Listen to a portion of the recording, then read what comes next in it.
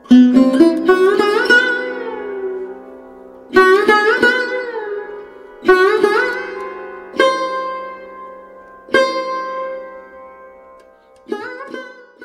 मित्रांनो, स्वागत आहे तुमचं आजच्या नवीन आणि माहितीपूर्ण व्हिडिओमध्ये।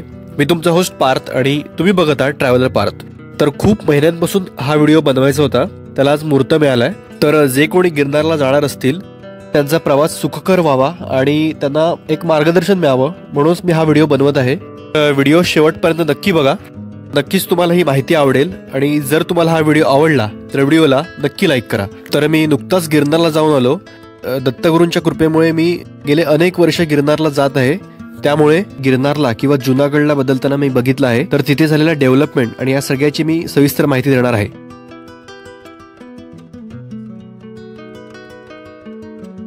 खरं तर गिरनारला आपण कोणत्याही महिन्यात जाऊ शकतो, पण तुमच्यासोबत जर वयस्कर व्यक्ती किंवा लहान मुलं असतील तर तुम्ही पावसाळ्यात जाणं टाळलं पाहिजे। त्या ठिकाणी खूप पाऊस पडतो। जर तुम्ही पहिल्यांदा जाणार असाल तर नक्कीच तुम्ही पावसाळ्यात जाणं टाळलं पाहिजे। तर शक्यतो तुम्ही गणपती नंतरच गिरनारला जा, ते जास्त बरं पडेल।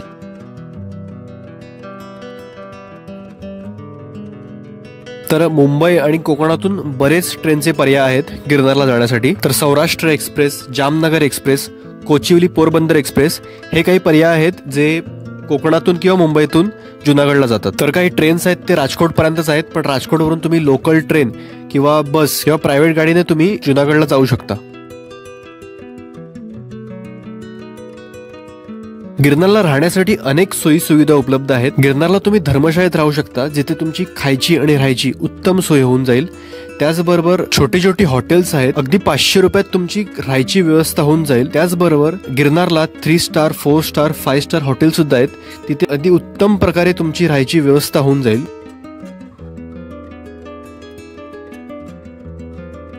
तर रोपवेची सेवा अंबाजी माता मंदिरापर्यंत उपलब्ध आहे। अंदाजे 5,500 पायऱ्या जिथे पूर्ण होतात त्या ठिकाणी रोपवे तुम्हाला सोडेल। तर तिथून पुढे म्हणजेच गोरक्ष शिखर पर्यंत आणि पुढे गुरु शिखर पर्यंत तुम्हाला चालतच मार्गक्रमण करावा लागेल। तिथून पुढे रोपवेची सेवा उपलब्ध नाही।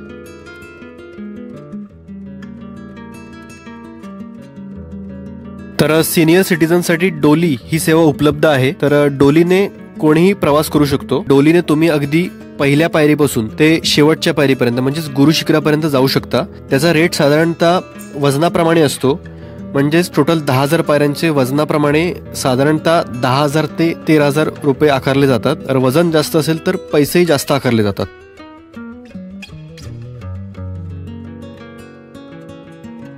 गिरनार पर्वतावर पादुका दर्शनासाठी जाताना पहिल्या पायरीवर नतमस्तक होऊन महाराजांना शरण जावे आणि पहिल्या पायरीजवळ असलेल्या मारुतीचे दर्शन घेऊन गुरुशिखर चढण्यासाठी शक्ती दे अशी प्रार्थना करावी। चालण्यासाठी पायात अगदी हलके चप्पल घालावे, त्यामुळे चालण्यास अगदी सोपं होईल। 10 ते 11 वाजता पर्वत चढायला सुरुवात करावी, म्हणजे तुम्ही पहाटे पर्वतावर पोहोचता। पहाटेच्या प्रसन्न वातावरणात पादुकांचे दर्शन घेऊन नतमस्तक होता येतं। गुरुशिखर पर्यंत पोहोचायला साधारणतः 5 ते 6 तास लागतात।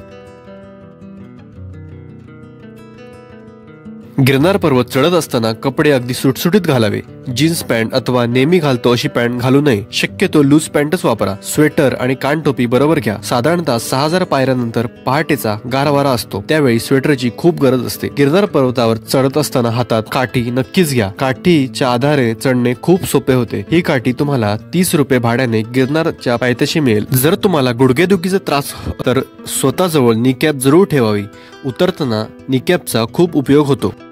पर्वतावर शक्यतो रात्रीच चढण्यास सुरुवात करावी, त्यामुळे आपण किती चाललो याचा अंदाज येत नाही। पायऱ्यांवर चढत असताना टाकलेले नंबर जाणीवपूर्वक दुर्लक्ष करावे। प्रत्येकाने सोबत एक लहान बॅटरी जरूर ठेवावी। वाटेत काही ठिकाणी अंधार असल्यामुळे बॅटरीची खूप गरज पडते। वाटेत लाईट आहेत, पण मध्ये मध्ये खूप अंतर आहे। काही लोक शारीरिक दृष्ट्या दुर्बल असतात किंवा वयस्कर असतात, अशा लोकांनी गिरनार पर्वत चढताना महाराजांवर श्रद्धा ठेवावी आणि अखंड दत्तनाम चालू ठेवावे। गिरनार पर्वत चढणे ही शर्यत नाही, त्यामुळे हळूहळू चढायला सुरुवात करा। दम लागला तर थोडे थांबा, जरा विश्रांती घ्या, त्यामुळे तुम्हाला चालण्यासाठी उत्साह अधिक वाढेल। गिरनार पर्वत वरून खाली उतरताना हळू उतरा। उतरताना काठीचा फार उपयोग होतो। पायाचा भार थोडा काट्यांवर टाकला म्हणजे उतरणे खूप सोपे जाते। खाली आल्यावर पायांना थोडं मॉलिश करा।